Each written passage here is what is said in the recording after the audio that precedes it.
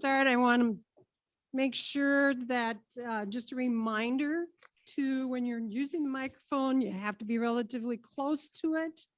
Speak into it clearly. I happened to be looking at a video and it was very hard to hear some people. So just a reminder, and I'll try and remind you while you're talking. Roll call. Jizzle. Here. Neal. Here. Olson. Here. Luce. Here.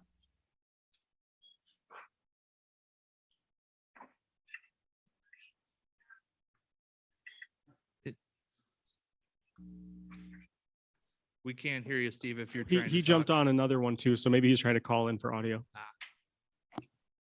Okay. Oh, we Luce can is see present him. by Zoom. Okay. Zittergruen. Here. Hadley. Here. Johnson. Here. Is there any public comment about anything that is not on the agenda? Step up, state your name and address. My name is Kate Scott. I live at 405 East Broadway in Decorah. I also own the John Curtin Building in the Downtown Historic District. And our city's comprehensive plan indicates preservation of historically significant buildings and structures in all commercial areas of the city will be encouraged and supported. I'm here this evening to respectfully request the council and the city to take action on one of the implementation strategies identified in the comprehensive plan. That is the strategy to continue the revitalization of our central business district, including building front improvement programs. I would like to see the city create and implement a program that will provide incentives for restoring historically significant structures, thus improving the appearance of our buildings while maintaining their unique architectural features. Thank you for your consideration. Thank you very much. Consent agenda. Item A, minutes of the April 18, 2022 regular meeting and April 25th, 2022 work session. Item B, claims. Item C, Impact Coffee special event permit. Item D, renewal of Good Times Grill Class C liquor license with outdoor service, Sunday sales and catering. Item E, renewal of Dixie's Beer Garden Class C liquor license with outdoor service and Sunday sales. Item F, renewal of Convergent Cider Works Class B beer permit with outdoor service and Sunday sales. Item G, renewal of Toppling Goliath Brewing Company Class B beer permit with outdoor service and Sunday sales. Item H, renewal of Quick Star number 629, 905 Short Street, Class C beer permit, Class B wine permit, and Sunday sales. Item I, renewal of Quick Star number 1081 at 1101 Montgomery Street, Class C beer permit, Class B wine permit, and Sunday sales. Item J, Impact Coffee Class C liquor license with outdoor service every Thursday, May 2022 through August 2022, requesting half street block outside of their building at 1012 West Water Street. Item K, residential tax abatement and Dykstra 405 East Water Street remodel. Is that address correct for impact? That wouldn't appear to be right, would it?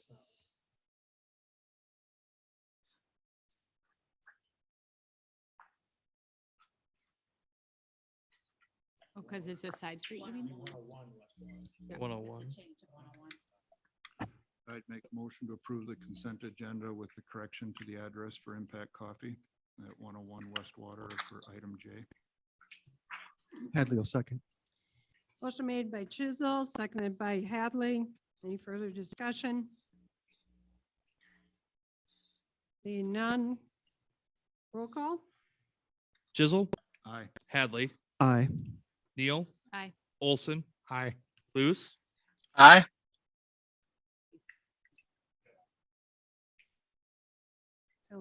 Can you hear Steve. us? Okay, just raise your hand. Okay, there you go. Zittergruen, Aye. Johnson. Aye. Okay, approved travel policy. Travis? Yes, so included in the council pack for consideration is a draft that was presented and discussed at the work session last week. Again, the travel policy, the two major proposed revisions are switching from a reimbursement basis to a per diem basis, referencing the USGSA rates. And the other be changing the mileage reimbursement from a static figure to the standard IRS mileage rate. Both those USGSA and the IRS mileage, those adjust annually. And so this would allow for the city to approve one policy where the figures adjust on their own based on inflation. Hadley would make a motion to approve the travel policy as presented. Second. Motion made by Hadley, seconded by Olson. Any further discussion? Hearing none, roll call. Hadley, Aye. Olson, Aye. Neal, Aye. Luce, Aye. indicated aye. Zittergruen, Aye. Johnson, Aye. Chisel. Aye. Motion carries. Consider resolution to approve supervisory and non-union personnel pay policy. Okay, again, this is the result of the proposed change and discussion at the work session at the last meeting. Again, what this did was, this proposal does is take the current payment matrix style compensation for all city employees, use the lowest step and the highest step within that pay matrix and create a range for all employees. And in line with the current practice, the written supplement to that would adjust everywhere it said COLA, where the wage would increase by a COLA based on the average of 4 CPI indices. Proposed taking that language out and again replacing with across the board as negotiated and the union contract. And I did prepare 2 columns, a proposed new maximum and a proposed new minimum, with the maximum being 2% compounded annually on the proposed new minimum. They're slightly rounded. Current lowest step, highest step again on the matrix was taken into consideration for those ranges, except those that we noted during April 25th work session. Let's see, I think that's, again, to note, council discussed, we didn't look at any drastic changes within the ranges, short of the few that we noted that we knew internally were our own issues, until the new Iowa League of Cities salary survey data comes out for comparison.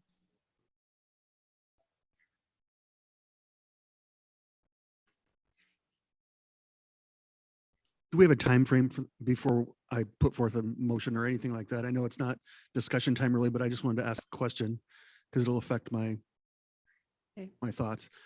We don't have a time frame at Haven't all. been- How can the data exist and have one person in an organization? And I know you don't control this, but it just seems strange, right? I think it's similar to when Wanda retired and then we had Carrie move up into that role and we were down one person in an office of 4 for 6 months, I believe.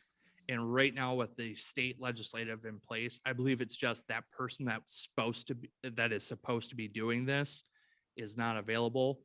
Meanwhile, this person who could help out is trying to track the state and what's going on there. I think it's purely a workload issue, less so on the access side.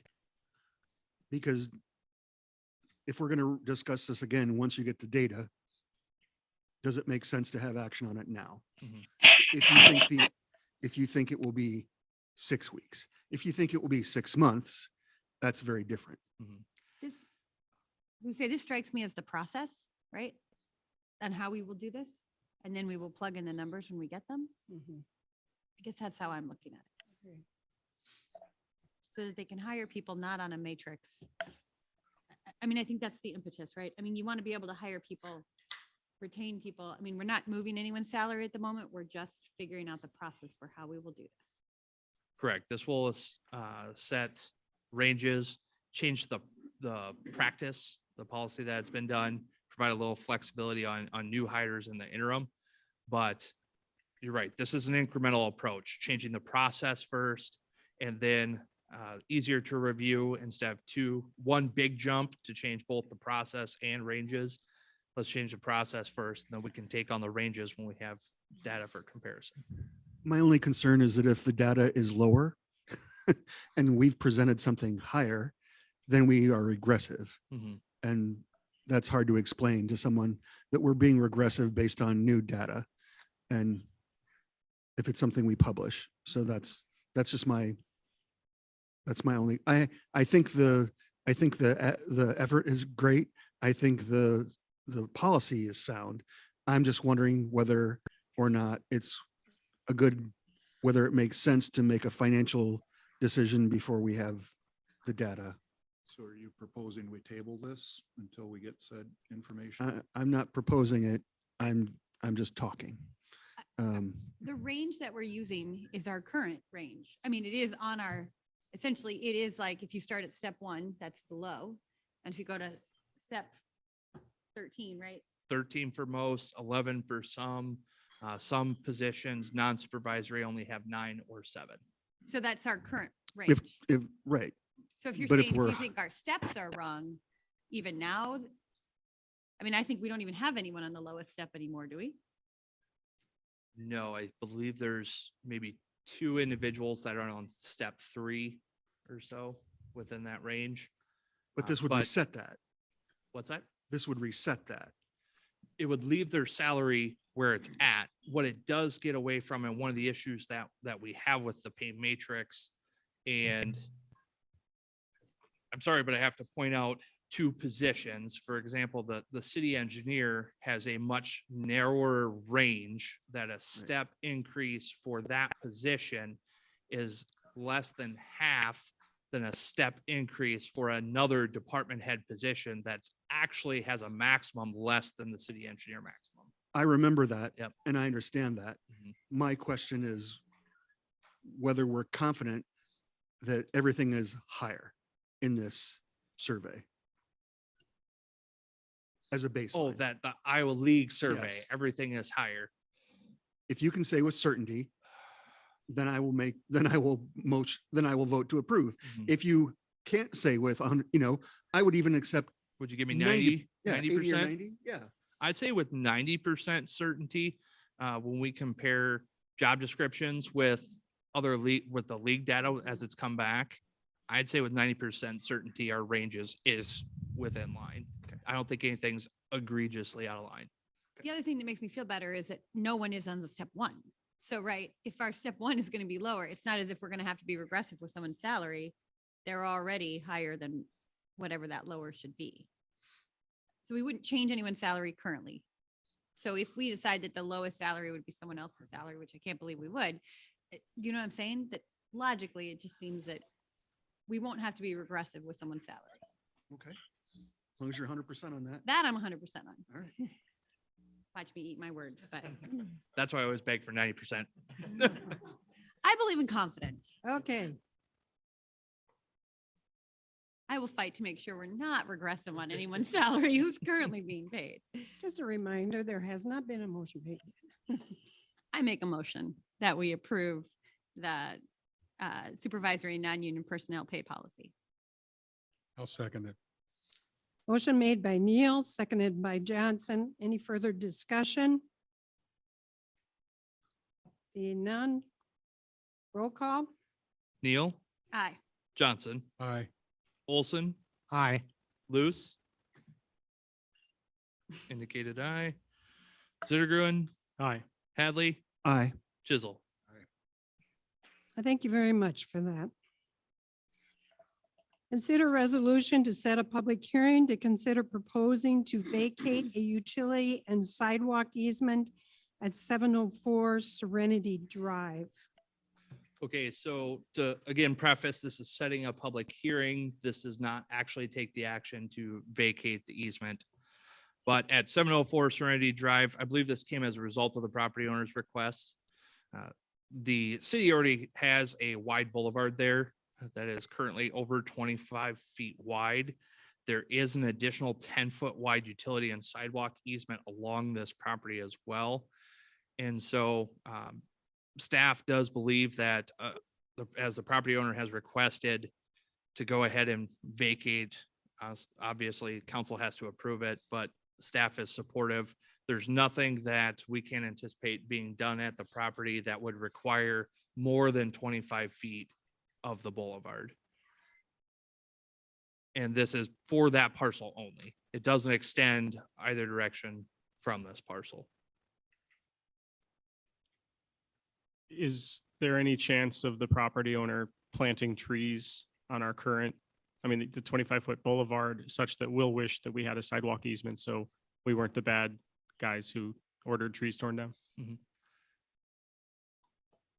I don't know that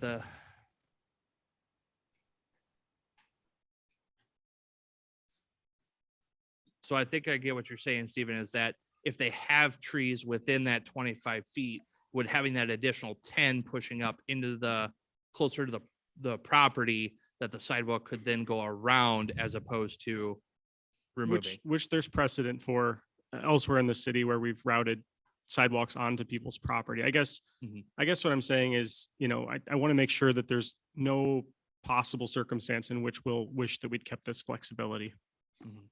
I am gonna have to lean on Jeremy on that one. So two thoughts. One, we approve our forester approves every boulevard planting location. And if there's no sidewalk, we always have that conversation, where could a sidewalk go? I'm not concerned about it here. 25 foot of boulevard is probably 8 to 10 feet wider than we have almost everywhere else. So if we were looking at where the sidewalk would make the most sense here, it's probably going to be about 8 to 10 feet off their property line, just to be an equal distance off the back of the curb. So I don't have any concerns. They want to plant a tree in their front yard, and this is what's limiting them from doing that. They have very little space with this 10-foot easement, so.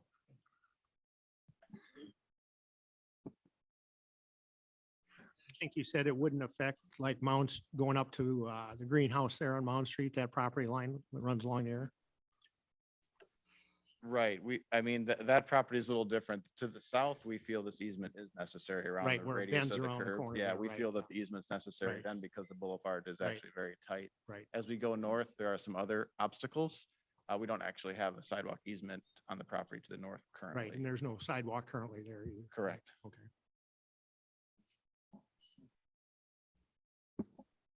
I'd move to set the public hearing. Second. Moved by Chisel, seconded by Olson, set the public hearing. You have to put a date on that. Second meeting of June. Second meeting in June.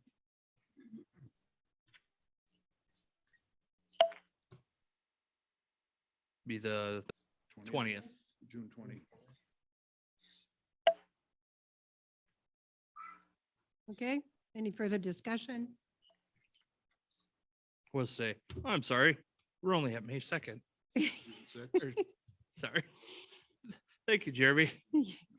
Got Well, I visions thought- of the 16th in my head. Well, I kind of wondered when you went to second, I thought, okay, so what is the date again? June 6th. June 6th, okay. D-Day.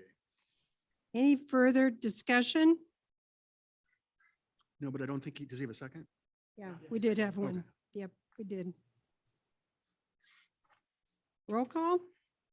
Chisel, Aye. Olson, Aye. Luce. Indicating aye. Zittergruen, Aye. Hadley, Aye. Johnson, Aye. Neal. Aye. Motion carried. Consider a resolution to accept a sidewalk easement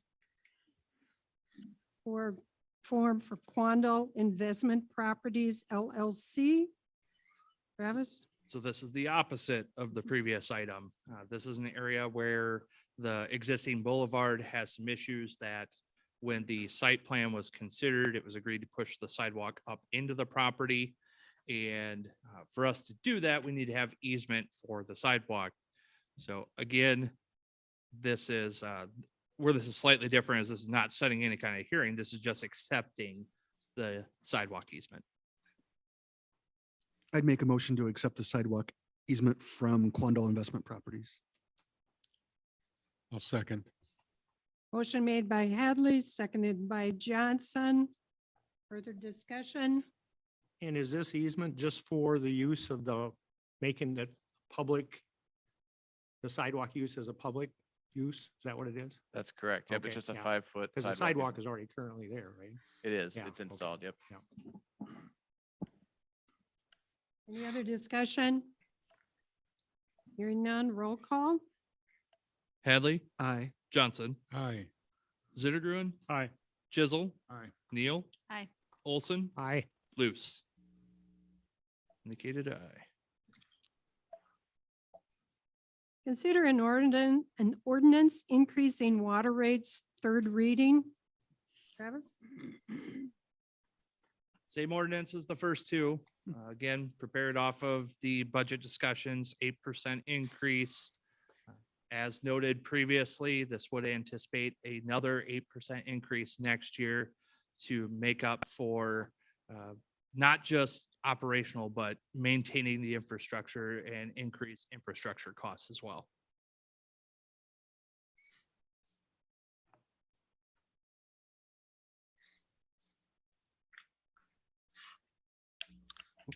Hadley will make a motion in considering approving the rate increase, third reading. I'll second. Motion made by Hadley, seconded by Neal. Further discussion? Have you had any further communication?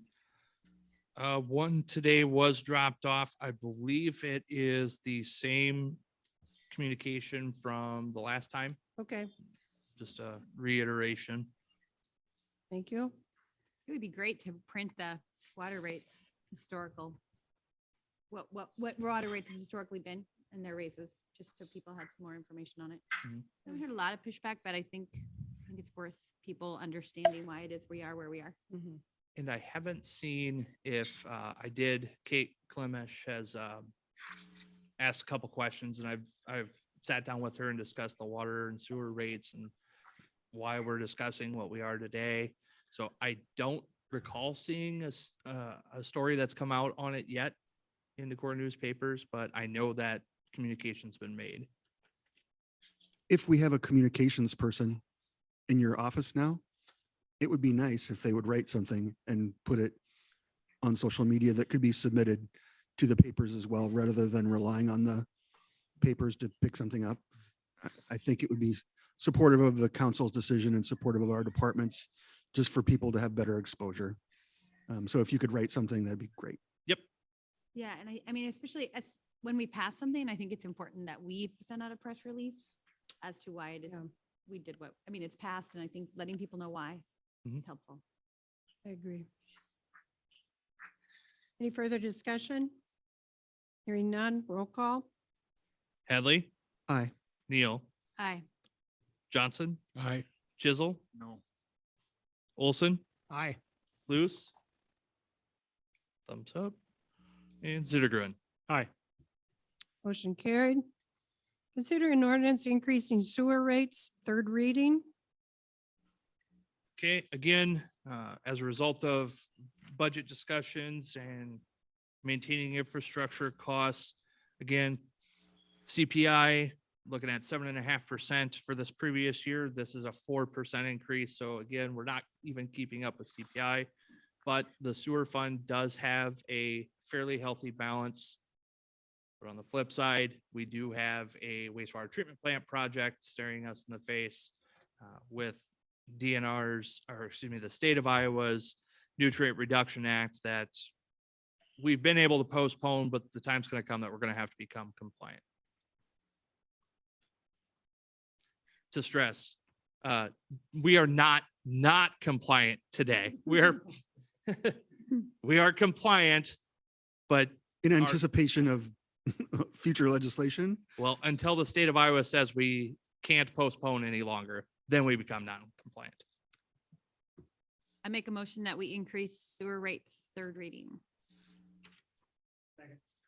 Motion made by Neal, seconded by Olson. Any further discussion? Just to note that I, for one, am glad to see the state of Iowa finally paying attention to the quality of the water in its rivers. That's good to know that that's coming down the pipe for cities. There was sarcasm there, right? Okay. So I was gonna Okay. jump in otherwise. Any further discussion? Roll call? Neil, Aye. Olson, Aye. Johnson, Aye. Chisel. Aye. Luce. Thumbs up. Zittergruen, Aye. Hadley. Giving the thumbs up in solidarity. Okay, consider an ordinance on regulation of electric vehicle charging stations on public property, second reading. Okay, so the first reading was approved with a $60 first offense. And there was some discussion among staff with the changes requested on the regular parking ordinance, or excuse me, regular parking prohibitions. We've held off on that until, quite honestly, item 13. There'll be more to come on the parking prohibitions with our item 13. But 11, this is specific to if you have an electronic vehicle, or excuse me, if you park in the EV charging stall, you must be an electric vehicle and you must be plugged in.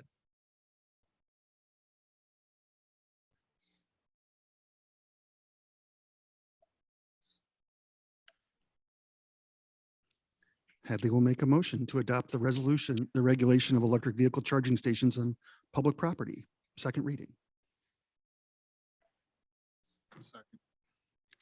Motion made by Hadley, seconded by Chisel. Need further discussion? Roll call? Hadley, Aye. Chisel, Aye. Neil, Aye. Olson, No. Luce. Thumbs up. Zittergruen. Aye. Johnson. Aye. Motion carried. Consider a lease agreement with the farmer's market. Travis? Yes, okay, so included in the council's packet for consideration is the same lease from last year, short of changing dates. It does also include what was charged last year for, excuse me, for farmer's market of $16 per event and rent for the space. In discussing with John, we should at least add a provision in there. There was some consistency, or not consistencies, conflict with the Woolen Mill parking easement. So we do need to exclude that portion there in the agreement. Also tonight in attendance is Josh with the farmer's market, as they have requested the council waive the rental fee, which could be accomplished through a 2080 agreement if council wants to go that route.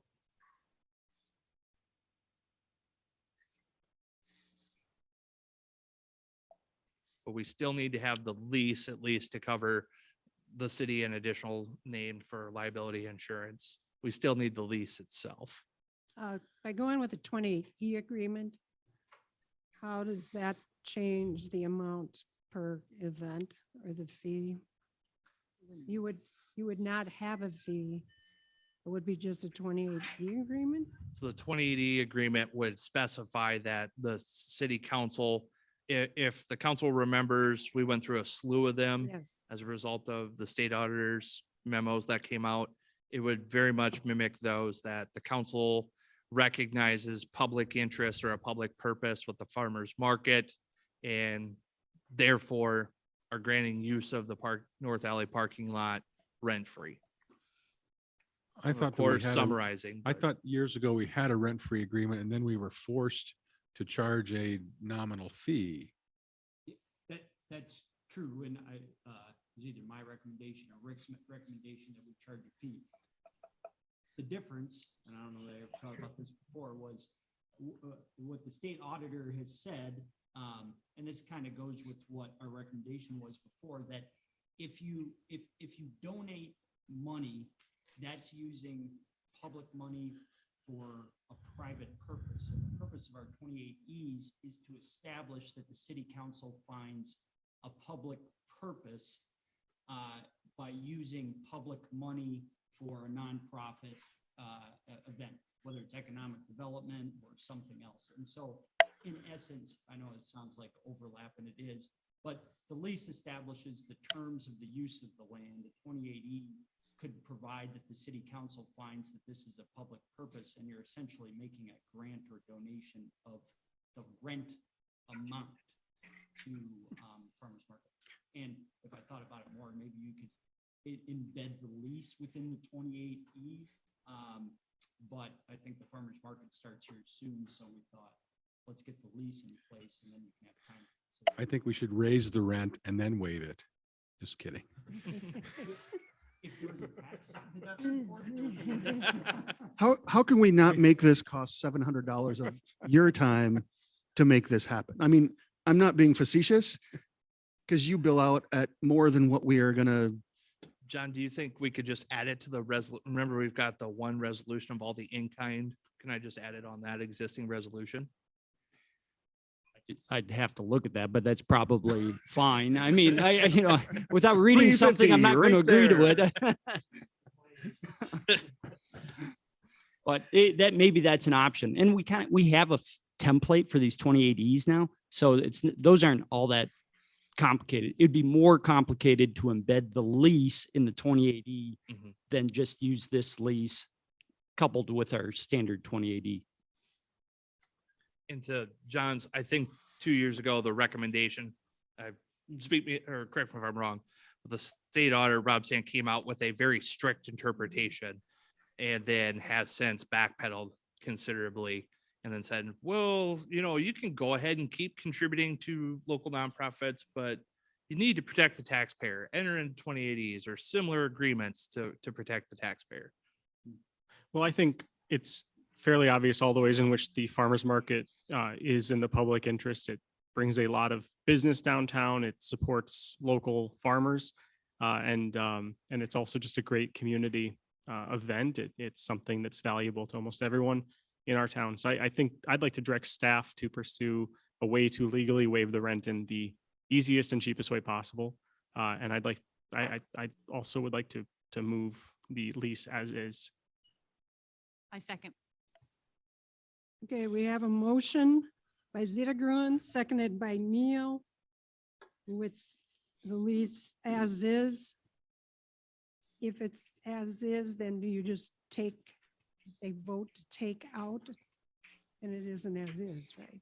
Well, the lease as it's presented here Okay, with the gotcha. addition of the woolen mill that I had stated. Gotcha. Are you agreeable to that? Yeah. Okay. Okay, And so we'll approve that. And then briefly, John and I will discuss whether it can just add to the resolution. And then the $16 will still reflect in this agreement, but then the fee waived as part of that 2080. I understand. Any other questions? Roll call? Zittergren, Hi. Neil, Aye. Olson, Hi. Luce. Thumbs up. Hadley, Aye. Johnson, Aye. Chisel. Discussion on overnight parking for electric vehicles? Okay. Do you want me to take this one or? Yeah. Okay. I mean, So the Sustainability Commission at their last meeting did want to make a request of council to consider at the EV charging stations to allow for overnight parking as part of their use with, if I am a guest at the Hotel Winneshiek or at an Airbnb downtown and I have an electric vehicle, that I can park it and charge it there while I'm staying at the Hotel Winneshiek or Airbnb. The reason this is a discussion item is a couple things. One, as part of that request, that the rate structure be done in a way that either provides a grace period or I would say a majority of those at the Sustainability Commission did not like the per hour rate after being fully charged. And if council wants to go that route of having overnight parking there, we have to change other areas of code where parking is prohibited because that's technically a city street. So again, that's why we didn't do the parking tickets, general parking ticket discussion yet today. because if council wants to allow for overnight parking at these EV chargers, we've got to make an additional change in that section of code. And we couldn't quite figure, I mean, I think we know what the end result is, but we needed a discussion on how to get there. And sustainability was going through it and it just seemed like this should be council decision. I was at the meeting too, and what I didn't hear come up is when these charging stations go in and they're owned by either the Hotel Winneshiek or the Airbnb. Because I think we should be able to set our hourly rate as a council decision. Like, I think that's fine. But the whether or not you can plug in and just hang out when you're staying somewhere, I strongly believe that with the uptake of adoption of electric vehicles, that hotels and Airbnbs and whatnot will have the chargers as a accoutrement. So, I don't know that we have to legislate something that should be a service. So if I'm hearing you, you don't think we should allow overnight charging at our stations? Right. Well, I have a couple thoughts on that. One is that I think that's revenue we'd lose, right? I mean, it's actually probably good for us if we allowed it, because then we get that revenue for our charging stations. And I do think if you're a visitor to town, I think the point was made up at sustainability as well. The time that you're most likely to want to charge your vehicle is when you're staying here at night, because you're coming, you got another destination to get to, you need to fully charge your car at night. It makes a lot of sense that's actually when they would get high use. And I don't really want what I don't want is our chargers to sit empty, because. So, I mean, I can see. I think it's real difficult to predict what the world is going to look like a year from now or 5 years from now in terms of electric vehicles. I view whatever chargers we put in right now are really just a stopgap measure anyway. Yep. Because as they pick up in popularity, and they will, I expect sometime before I die, I will own an electric car, but that may be 20 years from now. So I don't know if regulating our meager number of pumps this way is worth haggling over right now. I don't know. Do they, Oh, go ahead. for overnight, are they they would be paying at the I mean, how long does Yeah. it take to charge a car now? Well, so some of them take 8 hours, and that's why I think Right. that, a car that's going to take 8 hours, they're going to drive down, let's say they drive down from the city, they're driving around Decorah during the day, they're going to stay at the hotel. They want to plug their car in. If we don't have that overnight policy, and I do think it's a stopgap. I just don't see the hotel and Airbnbs putting them in. And I think people are kind of looking at how are ours being used. So I know that this is temporary, but I also don't want to see us missing out on an opportunity, one, to gain the revenue, and that there is a use, if they're full every night, I think that will encourage the hotel to put in more. Yeah. So, With But even hundreds, so, if it takes 8 hours to charge a car, who's going to be driving in electric vehicles? Because no one's going to want to drive 300 miles and then wait 8 hours to drive the next 300 miles. it totally depends on your vehicle. Some of them are fast. I mean, we're not putting in fast chargers. These are level 2s, right? Which I think are between the 8-hour and the rapid 20, 30 minute. I think these are 2 to 3 hour, right? I think in general, we figured so these chargers charge 7.2 kilowatts per hour. We did some rough calculations. It's like 20 miles per hour. So it's not very fast. So if you to charge 20 miles of distance you traveled, it's an hour to charge that. So they're not very fast. So I really do think they're going to be overnight visitors and people who are staying here for the day. yeah, I guess, yes, Emily, that there will be people whom it could benefit. But with hundreds of hotel rooms in town and maybe close to 100 Airbnbs that service Decorah, it seems to me like there's going to be multiple people pretty soon every weekend night in the summer that are going to want to park their cars overnight at these things. Like, obviously the problem might be just not enough, but we can't solve that tonight, or maybe it's not our job to, maybe that's the private sector's job. My thinking though is that as long as people are paying for the time they're parked there, then I'm comfortable with having a different rule than we have for the free parking that we provide to other cars. I think that I guess my point there is that I don't want to waive the charge. And if it's worth it to them to wake up in the middle of the night because their car's fully charged and move it, well, that opens it up for someone else who maybe is going to get up early in the morning and find a spot. I think as long as they're there and plugged in, though, we need to charge them. And I personally think it'd be okay to change our ordinances to allow for overnight charging. It's a different thing, and there's no reason to let this capacity sit empty. And that is what the commission was asking. In fact, what Jim figured out is that it would be an extra $20, which people would probably do if they charged their car but left it there. It really is about allowing them to be there overnight, not paying or waiving the charge. Well, there was another Yeah. request though on the fee structure though of incorporating a grace period or not on the per hour. There was another request there as well. And so that was, which I think Jeremy was going to look into, if the machine automatically gives a grace period, or it's like your car's done charging and then it starts.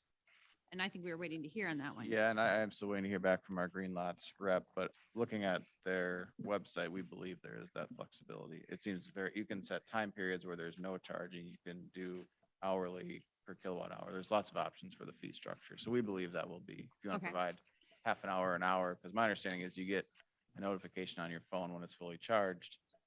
So instead of after minute 1, you start accruing another cost, give them some time to go over the vehicle. Travis, do you have a lean on this? Do you have a preference for what you think other cities are doing, or what you think's best? I will say Decorah is a little bit more advanced than most communities our size when it comes to EV charging infrastructure. So I don't have a lot to benchmark this on. 8 hours.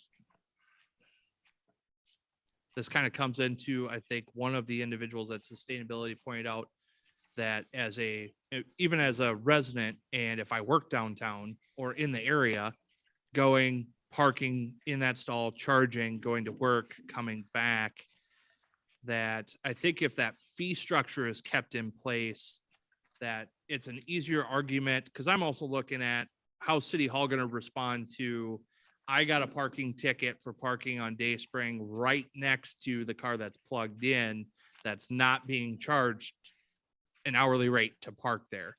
So I think to Steven's point, if council wants to allow for overnight parking just within those designated stalls, city staff would certainly appreciate some form of fee structure that would charge them for that idling time.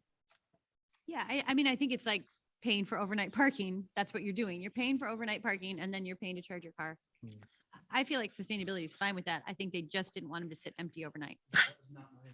Sorry. Oh, really? If they're okay with it being paid charging, then I'm good. I think they are unhappy with I think that is a separate issue, but I think if there's a grace period, they understand that. I think that what they didn't, I think ideally they wouldn't want that charging but when Jim did the math, he was like, well, it's not that expensive. As long as there's a grace period. If there isn't a grace period, then I think we do need to figure that one out. Because you get a text when it's done, and as Jim said, are you gonna like get up from your meal and go get your car kind of thing?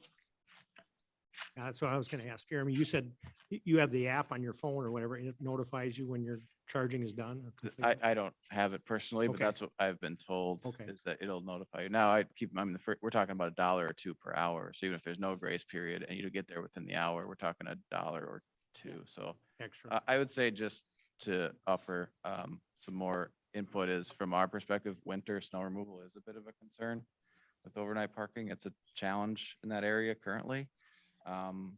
Even with Woolen Mill and designated spots in the hotel with passes. So something that was feedback from our staff is how would we handle winter snow removal? In that area, we tow vehicles out so they can plow.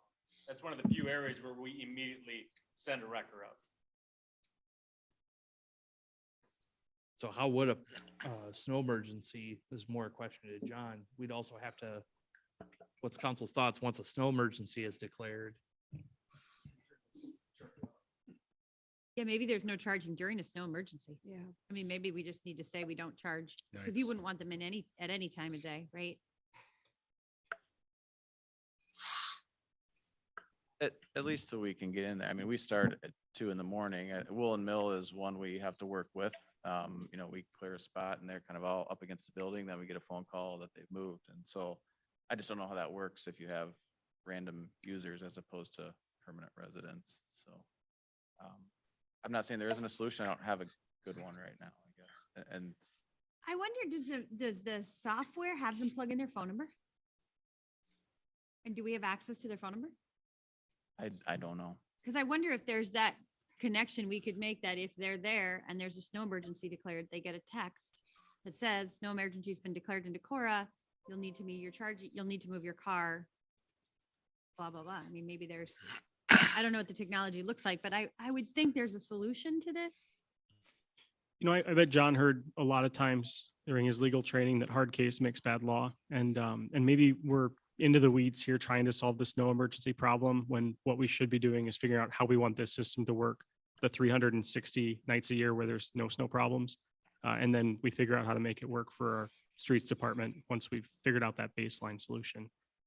That's my perspective. And it seems like we had consensus on all but the snow issue, and maybe, you know, we got to figure out what to do for the other couple nights after we get the ordinance passed. I don't know. I don't want to solve this problem with questions about, like, can we get their phone numbers? Or what if we hired someone to stand there with a sign saying, please move your car because there's a snow emergency? Like, let's figure that out later. In our snow emergency section of code does states in there, it supersedes all other parking provisions. So we should be covered, correct? Right. And then you could just put up a sign to warn people that this parking space is subject to snow emergencies, and hopefully they would pay attention to the weather and keep an ear out open for a snow emergency. It's Other sign. It's just that people wouldn't be parking there overnight except in these two stalls. I mean, I think that's what you're saying, right? Is that if we create a policy where they're now there overnight, but I agree with Steve. Let's just figure out how the baseline goes, and then can we react to, there might be more problems that we don't know of yet. You can always What- you can always try it, and then you're going to know what you're going to have to correct as you go along. I think one major advantage of this proposal, kind of as we're currently talking about it, is it does mostly take it out of the police departments.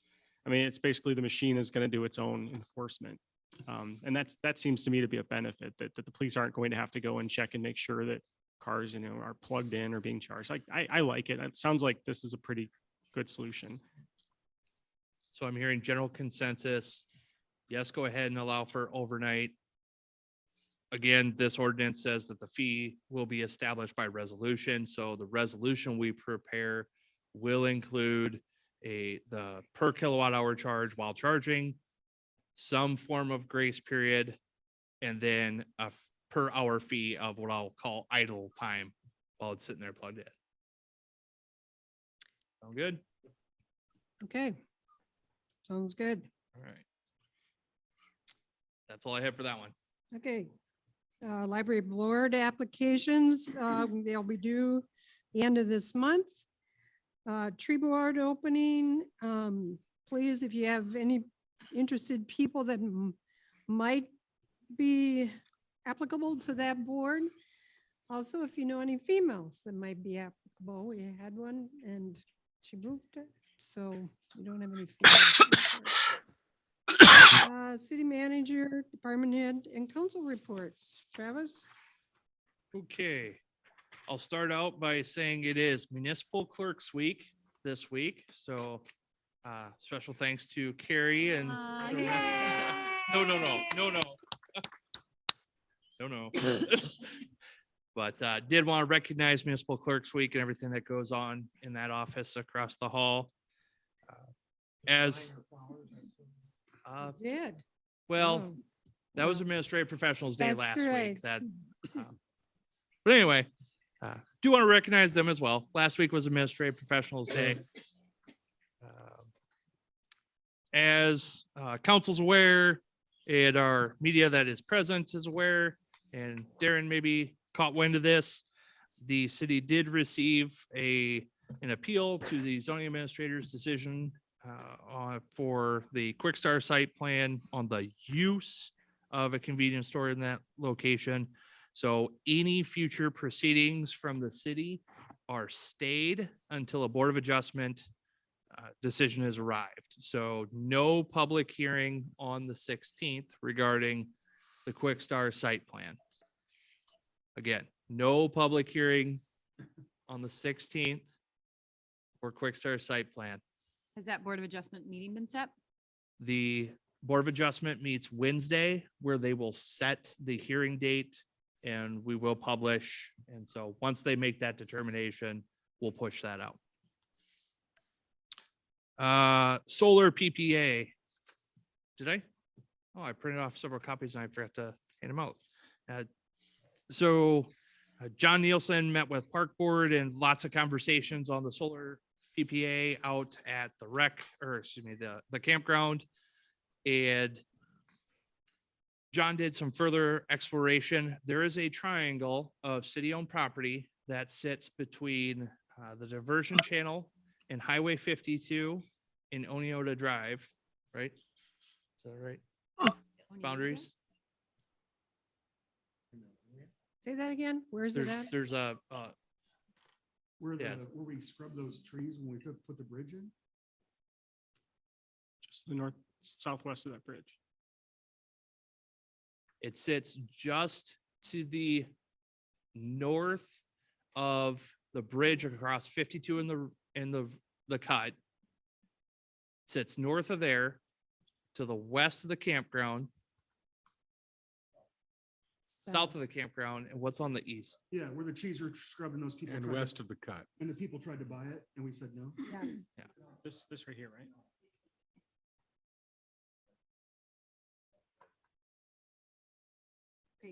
So I will say the picture that I had is not much better because it's literally just a triangle and it's really hard to see.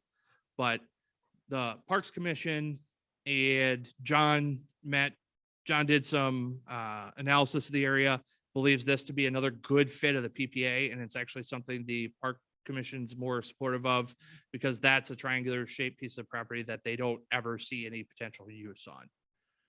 So just wanted to kind of provide that as an update. Same amount of sunlight. Yep, that area right there, where all the trees are present there. And so just wanted to provide an update to council that is advancing at that site. Okay.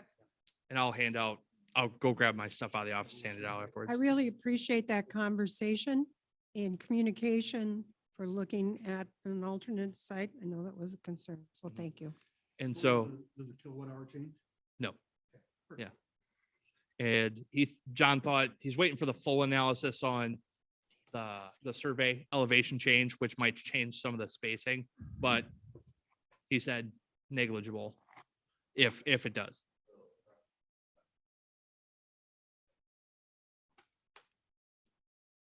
Mhm. Oh, I bet I know where it is. Let's see. All right, so a couple of bills still hanging out there. Well, we'll start SF 2383. That's the housing omnibus bill. That's on to the governor. I don't believe she signed it yet. That's the one that had the preemptive building code that said you will apply the state building code. That portion's been removed. Also removed were the veterans income tax credit increase, which would have reduced our revenue as well. Also removed was the 80% non-conforming use requirement on zoning, but still left in there, oddly enough, but slight tweak if you have a veterans plate, Purple Heart plate, other military associated license plates. Now it's you can park in like metered stalls or city parking lots and not be charged a fee. So they've changed the wording slightly. It's now you can park legally for free. So some of those other concerns, not so much anymore. House File 2296, that's the right-of-way management, basically on the requiring of conduit or requiring of joint trenching that passed the House, but it's still sitting at the Senate. So It's been a while, haven't seen any activity, but still alive, still still could surface, even though the session per diem has ended.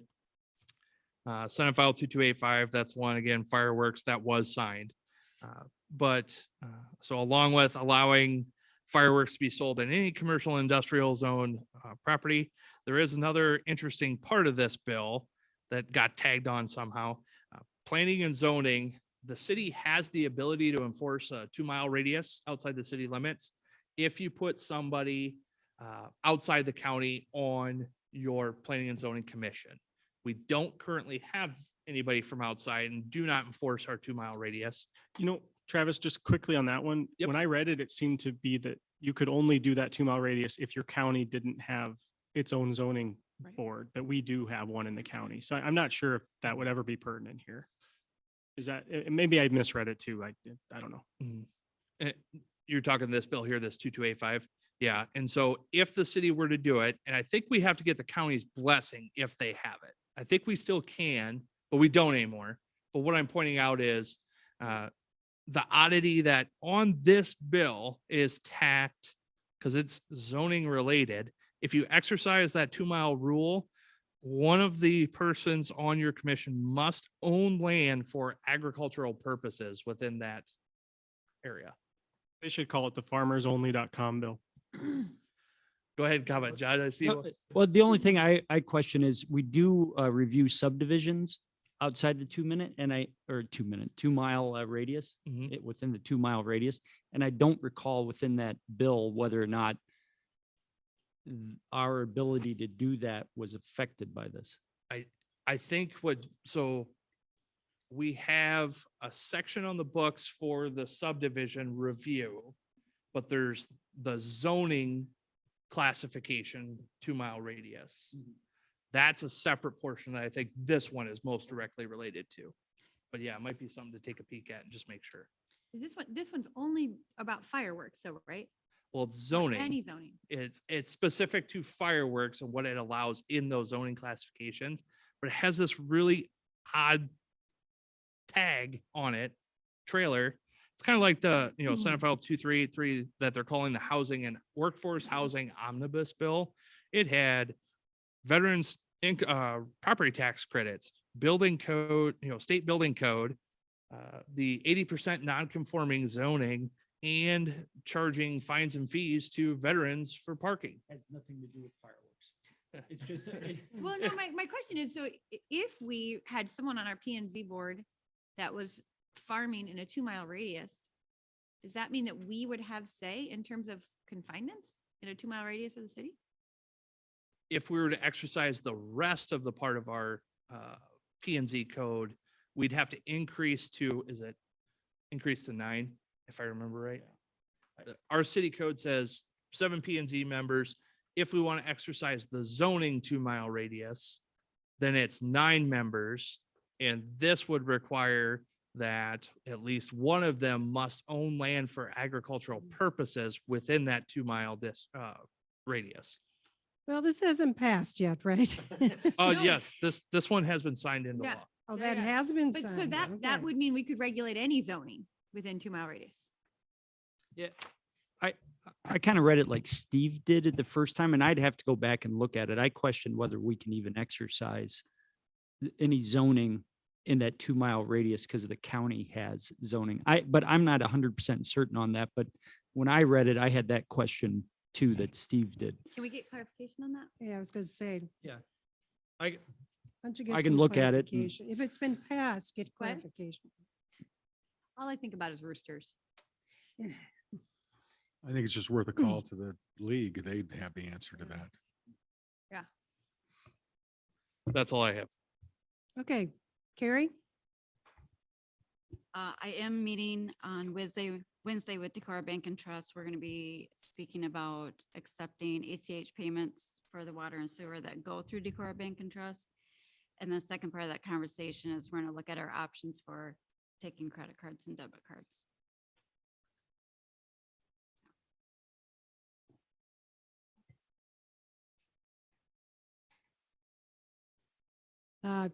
Department heads? Just want to give you guys an update that this morning at the department head meeting, we had to cut it a little short. But we had our group cast messaging training with the department heads.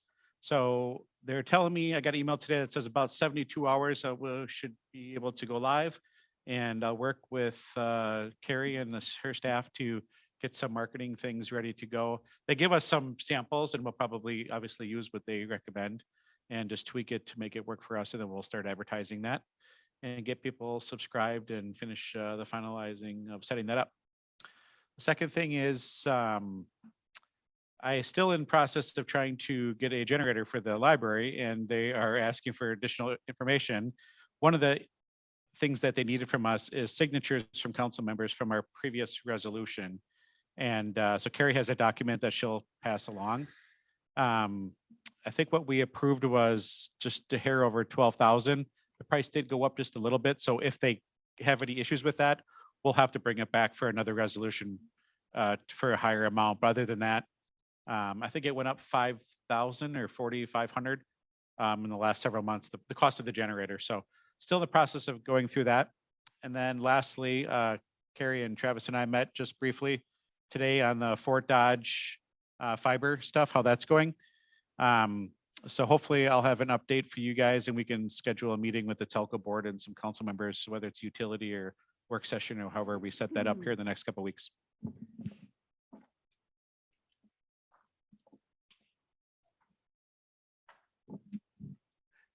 Today's the first day of registration for summer pool passes, swim lessons, rec activities. And at 3:30, we had done over $30,000 worth of business from 8 o'clock this morning till 3:30. So it's going good.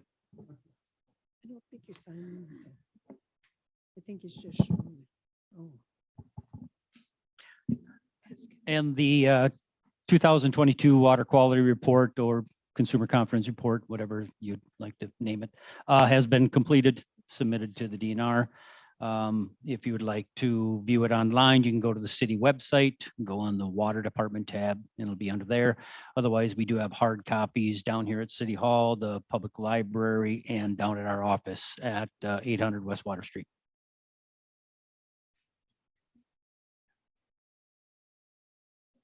Okay, anything else from the department heads? Okay, Kurt. Ross. Yeah. I attended the forum that sustainability put on regarding workforce development. It was really interesting and enlightening to learn about the different challenges and opportunities that we have through workforce, through some of the other programs that help attract employees. My mic's not on. And so we attended I attended a workforce session. It was good. And we also talked about housing a little bit. I thought was interesting.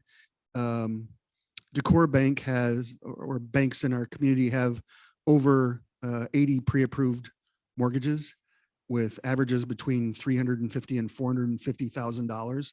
So the market would also bear a significant expansion of housing that many wouldn't consider affordable, but that's what the market is suggesting, is capable of taking. So 80 homes of people wanting to buy in Decorah. I think that's quite telling, and I thought it was really interesting. So that's all I have. Yeah, I think it was great to be hearing from people. We did have a consensus that it was kind of depressing listening to the issues that we're still challenged with. I'll put it that way. And that was just the Decorah Bank too that had the heat. Other banks as well. Steve Zittergrun. Thank you. On the subject of housing, we have our ad hoc housing committee meeting on Wednesday with the mayor.